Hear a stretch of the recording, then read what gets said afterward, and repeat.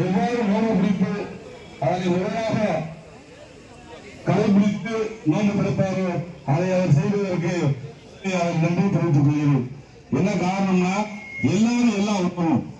அந்த அடிப்படையில் இன்னைக்கு இந்த இஃப்தார் நிகழ்ச்சி மிக சிறப்பாக நடைபெற்று இந்த நிகழ்ச்சிக்கு வருகின்ற அனைவருக்கும் வணக்கத்தை வாழ்த்துக்களை சொல்லி விடைபெறுகிறேன். நன்றி.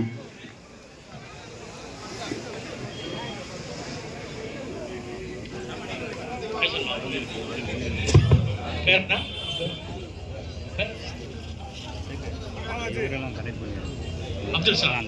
அடுத்தபடியாக அன்பு சகோதரர் அப்துல் சலாம் அவர்கள் 2 முறை பேசுவார்.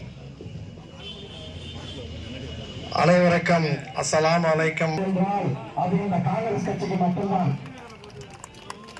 ஏனென்று சொன்னால் நம்முடைய முகத்துக்கு முன்னால் சிறுபான்மை மக்களை நான் பாதுகாக்கிறேன் என்று சொல்லிவிட்டு முதுகில குத்தக்கூடிய கட்சிகள் இன்னைக்கு இந்தியாவில் அதிகமாக இருக்கிறது.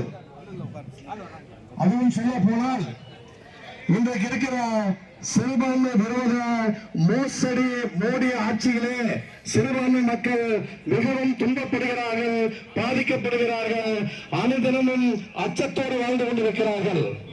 இந்த அச்சத்தை போக்கக்கூடிய ஒரு சக்தி பெற்ற ஒரு கட்சி இருக்கிறது என்றால் அது காங்கிரஸ் பேரியக்கம் மட்டும்தான்.